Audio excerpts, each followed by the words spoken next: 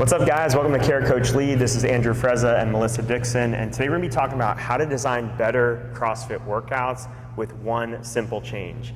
And that one change, I'll spoil it, won't save you guys till the end of the video, is tempos. How do we use tempos, maybe even pauses during our movements to be able to help clients move safer, get more time under attention, get stronger, and allow us to be able to hold a higher standard in our classes with our athletes without necessarily needing to be watching them every single rep, especially if we have a bigger class.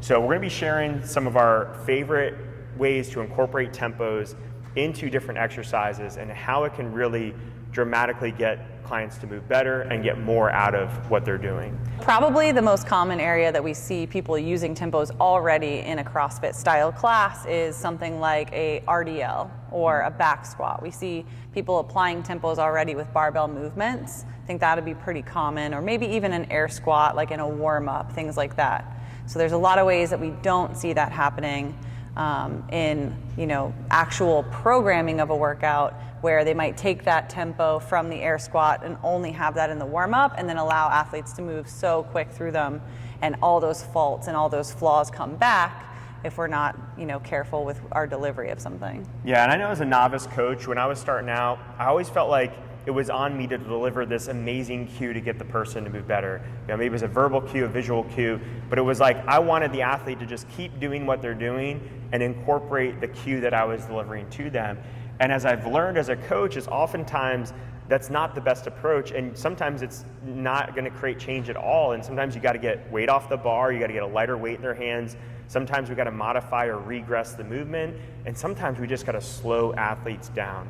So when we think about movements like a push-up or a ring row or an air squat, like Melissa mentioned, these are movements that if an athlete's just moving too fast, that change that you're trying to make might not happen. So we love to slap tempos on these movements from time to time as a different objective or challenge, and really sell it as a challenge to the member for that day. So it's something different, and it's getting them to reinforce those missing positions when they're just trying to do it at speed. So let's kick it off by talking about one of our favorite places to add tempos, and that is any type of overhead press. This could be a strict press, this could be a push press, barbell, dumbbell, this could even be a thruster. Okay, we've done tempo thrusters in classes, and they are extremely spicy. And when you see athletes moving at speed, they tend to have that lockout out in front, they tend to keep the elbows soft overhead, and they miss that extra extension required to get stacked on top and feel the feedback of the bar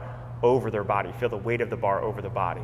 A lot of times too, I'll see that athlete lock for just a moment. They're almost using the momentum of the dumbbell rising to lock that elbow and not actually squeeze their tricep at the top or do the things necessary to make them stronger at the top of a movement. They kind of flash that elbow really quickly, and then a lot of times a tempo like this corrects so many other things when we're targeting that one fault of like flashing the elbow straight.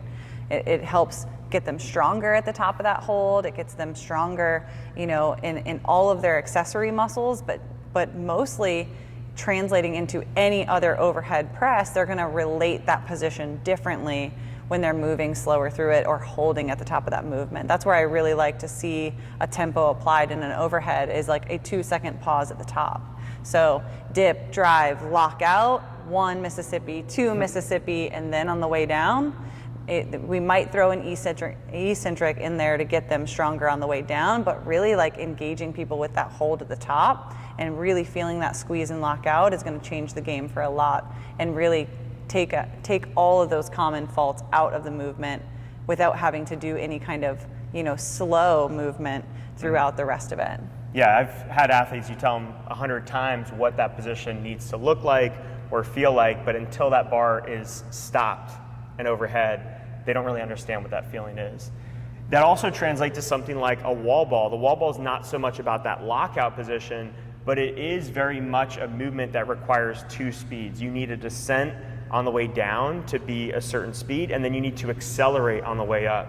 And before I keep talking about the wall ball, I just want to share, like, when we don't have tempos, we really hone in on this idea of a tempo without a tempo, and that is slower down, faster up. Or another way to say that would be control down, accelerate up. So as you start to incorporate more tempos and your athletes are actually surprised when there isn't a tempo on something, you can share that, no, there's no tempo assigned, but the goal today is to move control down and faster up, or control down and accelerate on the way up.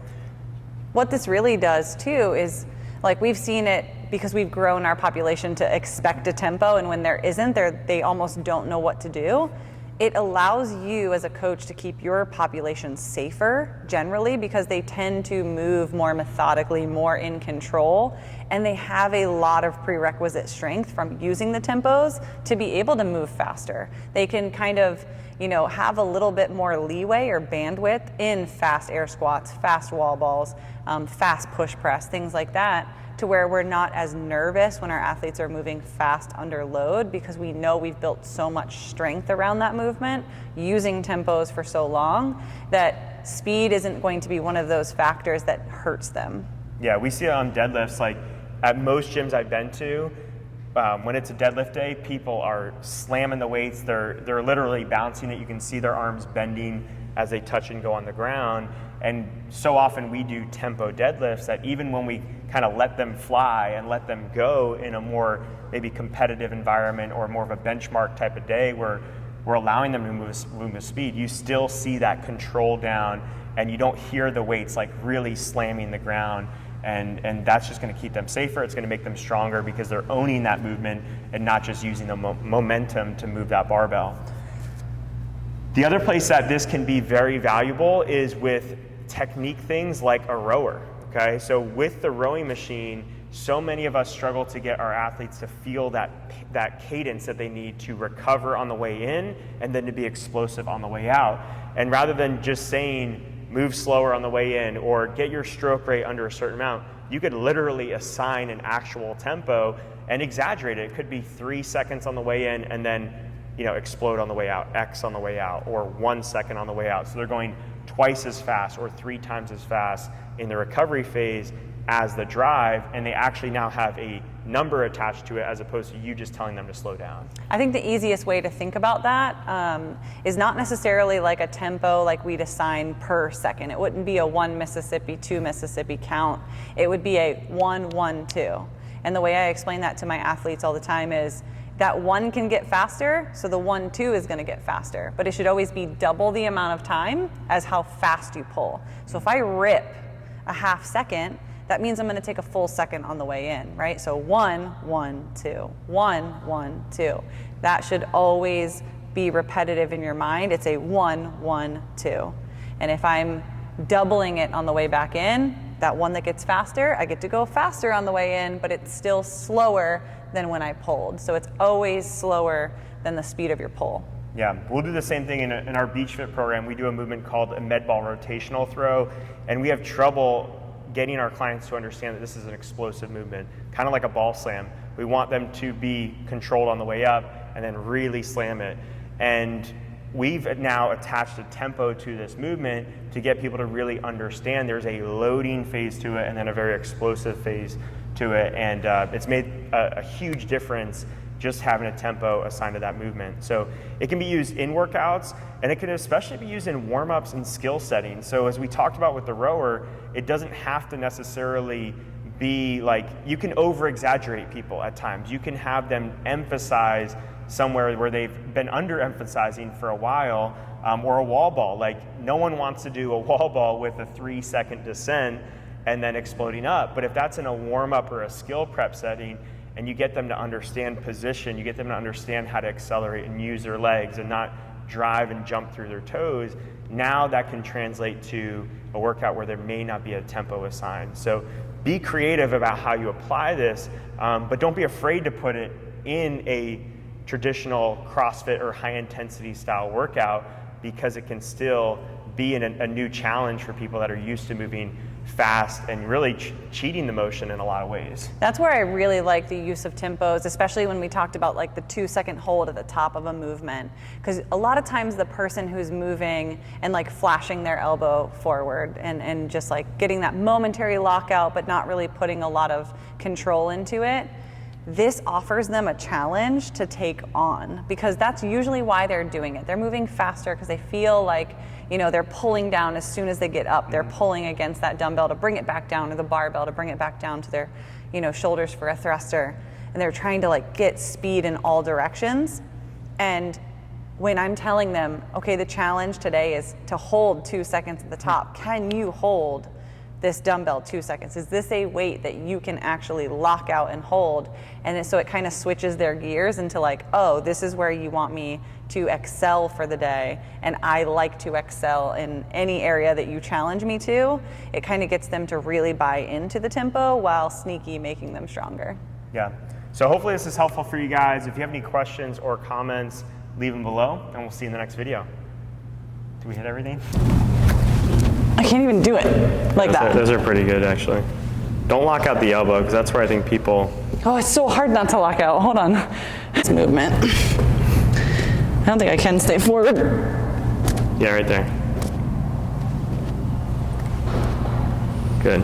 That's all I got.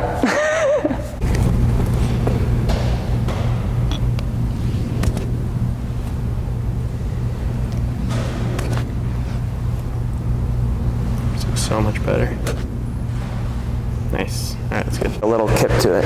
Okay.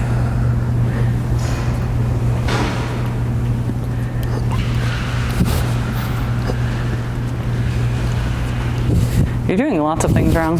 I know. Let's do like 2 0x0. Okay.